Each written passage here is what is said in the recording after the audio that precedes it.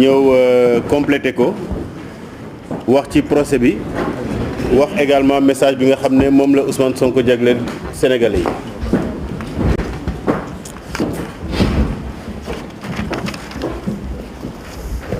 Merci Président.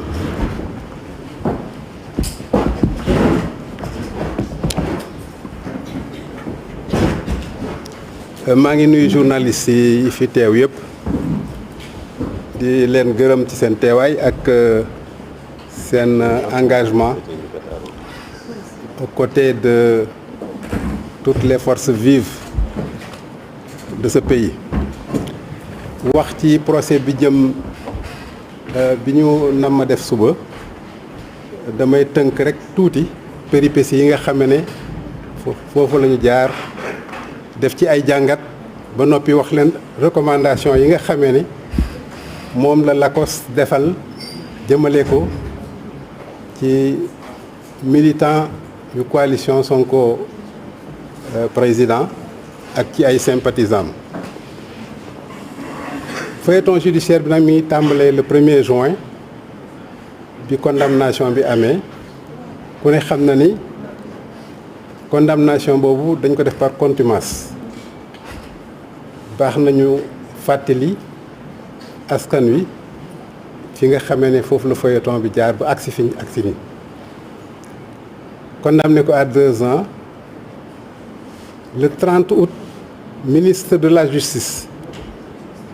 daa di wax ni mu annoncé le caractère définitif maanaam wax ni àtte bi moom jeex na ba noppi kon président Ousmane condamné nañ ko te amatul éligibilité donc noonu lañ ko rajee ci fiche waaye bi ay avocat am saisiré tribunal d'instance bu Ziguinchor le 12 octobre le juge Sabassi Faye àtte jox leen dëgg daa di annuler boobu radiation ba pare ordonné ministère de l'intérieur ne nañ ko delluwaat ci liste yi muy jugement boo xamee ne ak ordonnance boo xam ne sénégalais yi ak bépp citoyen boo xamee ne du monde épris de justice et de démocratie ñëpp rafetlu ko waaye gis ngeen li ci xew état daal di interjeté appel ne ñoom ànduñu ci boobu ordonnance boobu jugement bi nga xamee ne tribunal d'instance bu Ziguinchor rendre na ko noonu la ñu nañ demee cour suprême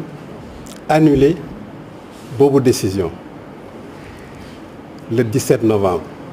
bi mu ko annulé mu renvoyé wala mu àtte mu renvoyé dossier bi ne dafay dem tribunal d'instance bu Dakar audience boobu nag moom la ñu wootee suba waaye jàngat yi ñu ci mën a indi rek mooy ku ne gis na ne acte yi nga xamee ne état mi ngi koy posé boobu ba léegi dafa wane carrément ne bëgguñu président Ousmane Sonko nekk candidat loolu soxlawul nekk waliw wala xam lu bëree bëri ci politique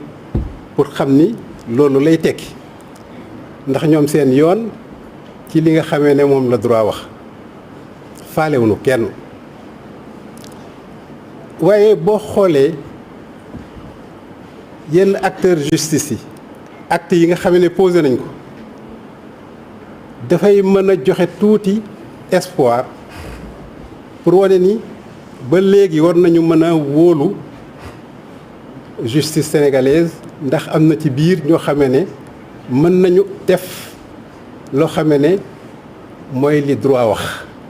à partir de ce moment-là nañu gëm ni ñun ñëpp nañu gëm ni sunu président Ousmane Sonko dina nekk candidat incha allah à l'élection présidentielle du 25 février 2024. ñun loolu la ñu gëm bu loolu amee nag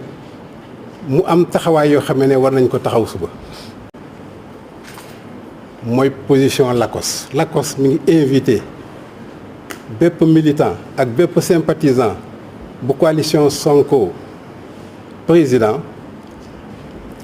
bu fekkee ne yàlla def na nga teew ca audience ba wala nga nekk ci biti ci salle bi wala ci biti wala sa kër li ñuy ñaan militants yi mooy ñu ngi leen di appeler au calme nañu ànd ak dal ak teey ànd ak discipline am sérénité bu doy ndax ñun jàpp nañu ni suba incha allah Ousmane dinañ ko jox dëgg te dinañ ko autoriser mu daal di mu dem jëli ay fiches de parrainage def ni ñëpp candidat yëpp di def candidat à la candidature yëpp di def bu ko defee mu déposer dossier am waaye Lacoste mi ngi wax ni nañu vigilant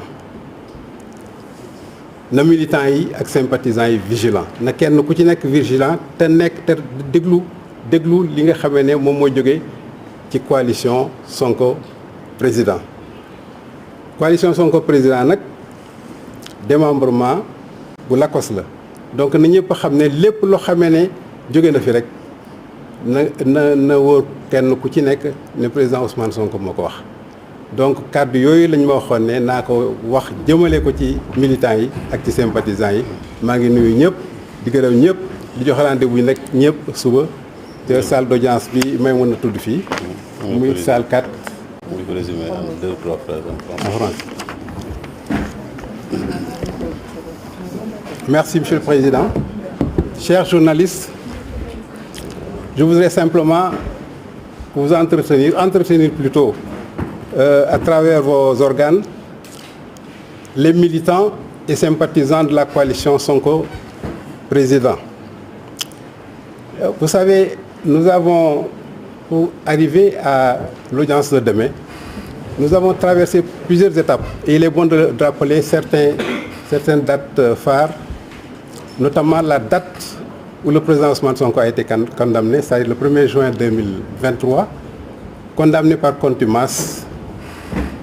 à 2 ans de prison ferme. Et le 30 août, le ministre de la Justice a prononcé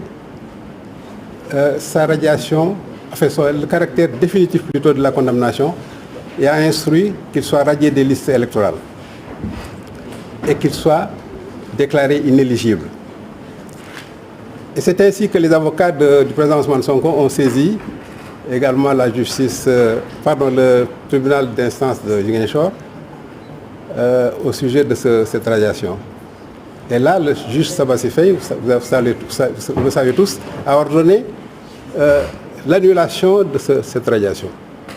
et a instruit le ministère de l'Intérieur de réintégrer le président Ousmane Sonko sur les listes électorales. Mais l'agent judiciaire de l'État a interjeté appel auprès de la Cour suprême. Et c'est le 17 novembre que le président de la Cour suprême a annulé également la décision qui a été arrêtée au niveau du tribunal d'instance de Ziguinchor. C'est ainsi qu'il a renvoyé le dossier au tribunal d'instance de Dakar. C'est pourquoi demain, nous allons assister à l'audience qui a été programmée par le tribunal d'instance de Dakar. Mais au regard de ce qui s'est passé au cours de ce feuilleton judiciaire, avec naturellement des actes posés par certains acteurs judiciaires, il est aujourd'hui permis de penser que nous pouvons croire encore à la possibilité pour le président Ousmane Sonko d'être candidat. Et nous pensons sincèrement que le président Ousmane Sonko sera candidat le 25 à l'élection présidentielle du 25 février 2024. Alors, c'est pourquoi Lacoste, après s'être réunie, la plateforme Lacoste, après s'être réunie, a pris un certain nombre de décisions, notamment une recommandation à l'endroit des militants et sympathisants de la coalition Sonko 2024. Sonko président plutôt, excusez-moi. La plateforme Lacoste invite au calme, mais également à la discipline, invite tous les militants et sympathisants de cette coalition Sonko président au calme et à la discipline. Parce que nous pensons en toute sincérité que Sonko Ousmane le président Sonko sortira vainqueur de cette épreuve extrêmement longue et difficile, mais qui n'est pas insurmontable. La plateforme Lacoste recommande également ou invite plutôt à la sérénité, mais surtout à la vigilance en restant à l'écoute. Parce que comme je vous l'ai dit en wolof, la coalition Lacoste englobe en son sein, la plateforme englobe en son sein la coalition Sonko président. Donc tout ce qui émane de cette structure est naturellement l'expression de notre président Ousmane Sonko, et vous en rendrez compte tout à l'heure parce qu'El Malik, qui est son porte-parole, va en parler également. Alors donc voilà un peu ce que je voulais dire à l'endroit des militants et militantes de la coalition Sonko président, et vous remercie tous d'être venus couvrir cet événement. Merci.